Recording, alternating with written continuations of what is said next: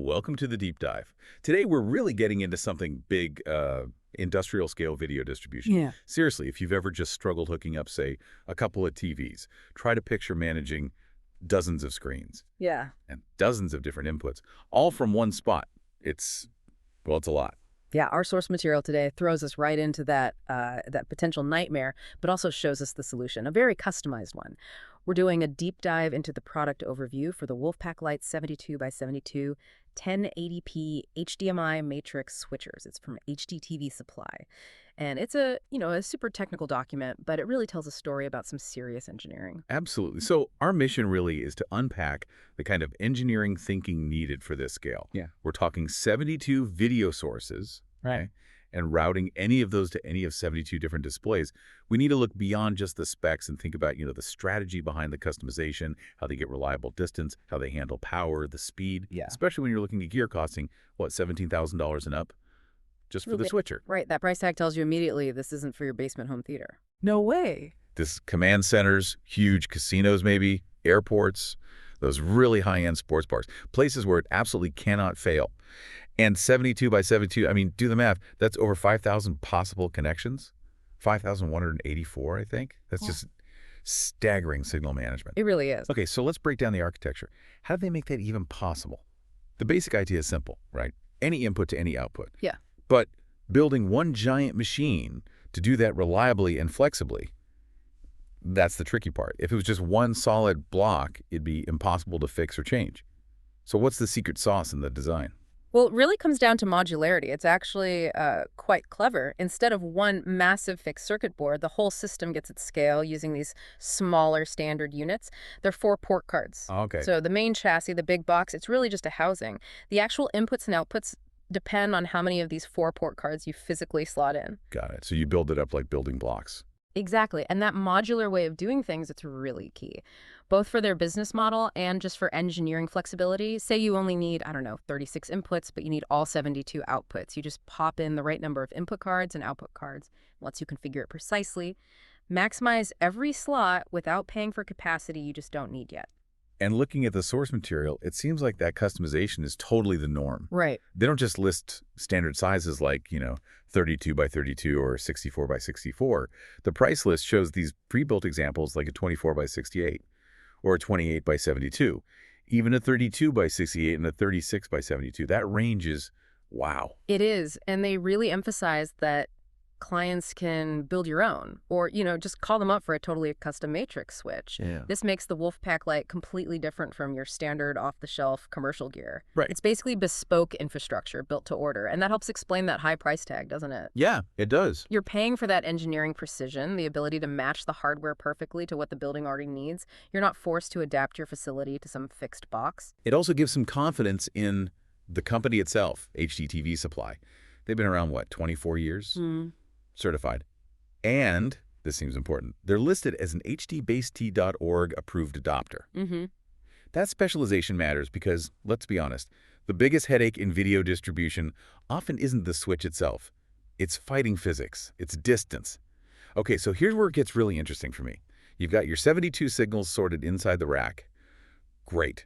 Now you have to shove them potentially 450 feet away to all those displays and standard HDMI cable to just give up after maybe 50 feet, right? So how do you solve that fundamental distance problem? Well, they basically sidestep the built-in limits of HDMI. They ditch the thick, expensive HDMI cables for the long haul. Instead, they convert the signal and use standard RJ45 Ethernet outputs running over common C-switch cable.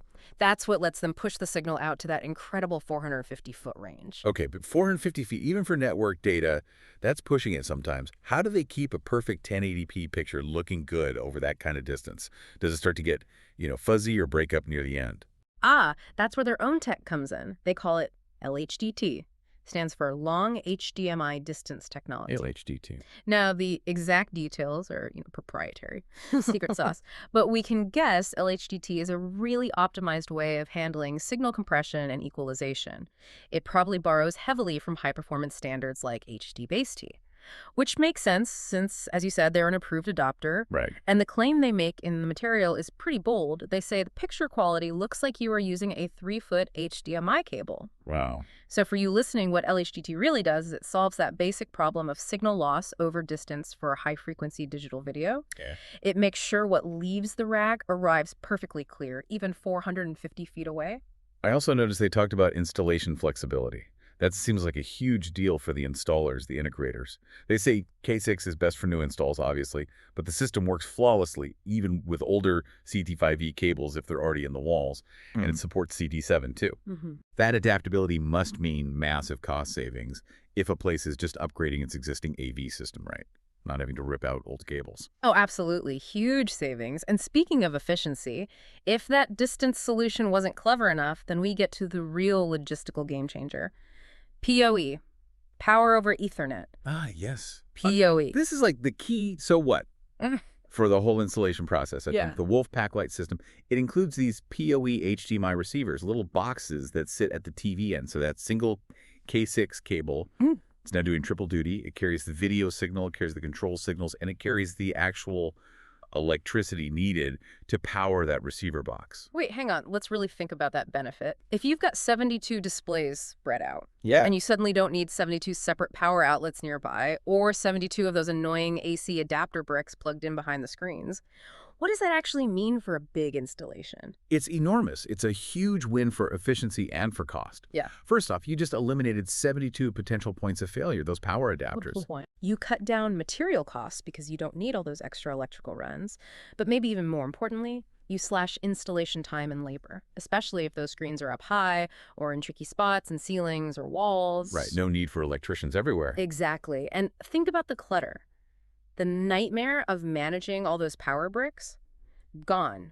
So when you look at the total cost of owning this system, that PoE feature, it's probably got one of the biggest returns on investment. It turns a major headache into, well, a really elegant solution. That makes total sense. Okay, so we've tackled the infrastructure, the modular build, beating the distance problem, and efficient power. Now let's talk usability. Once it's all installed, what's it like to actually use this thing? To operate and manage a massive video wall or maybe a complex control room system? Speed and processing seem critical now. Oh, speed is absolutely vital, especially in those, mission-critical places like security centers. You need instant feedback there.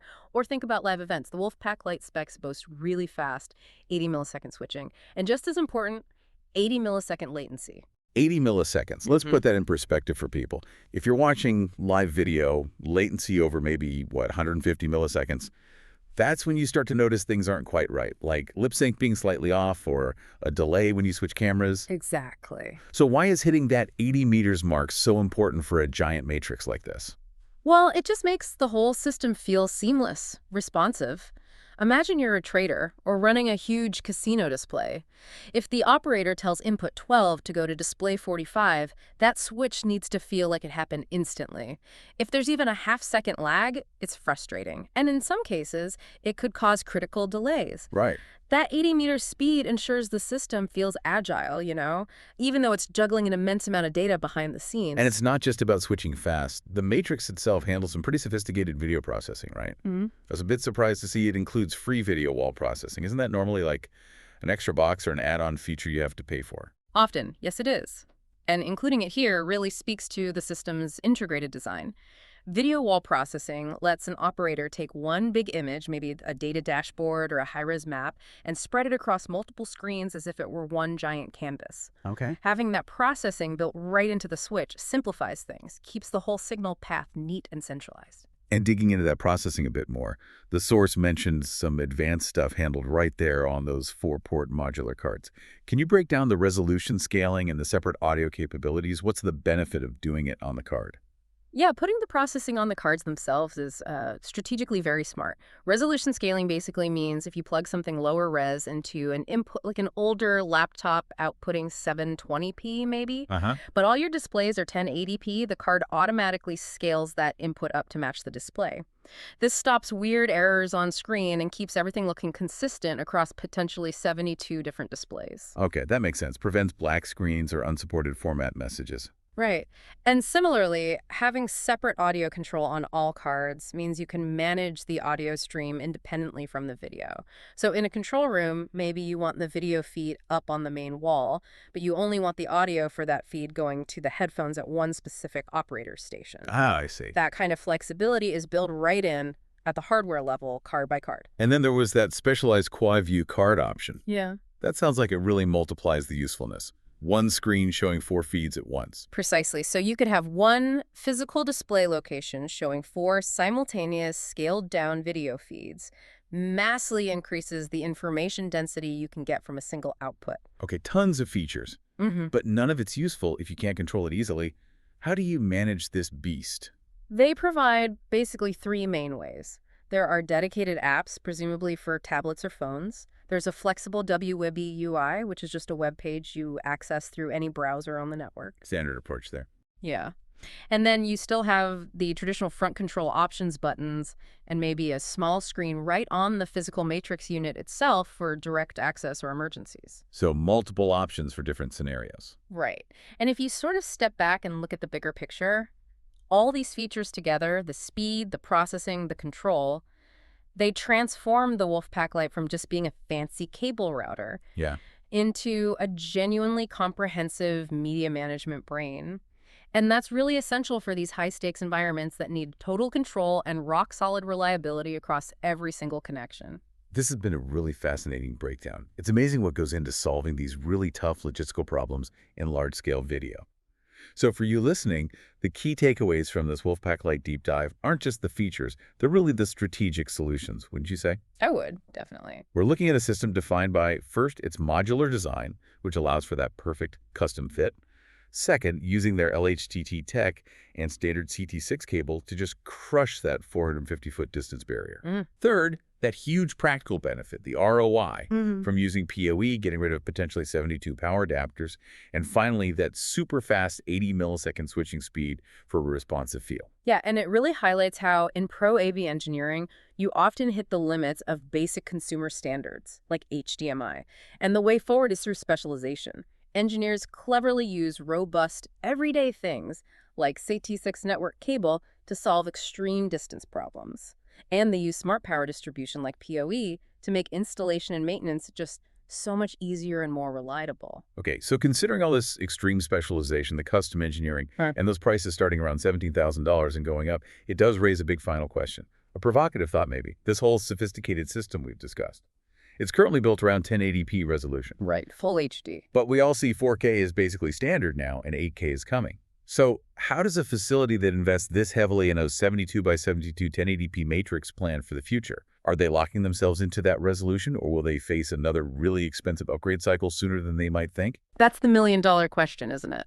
Or maybe the $17,000 question. Exactly. Something for you to think about, or maybe research on your own. How do you future-proof such a massive investment when the underlying technology keeps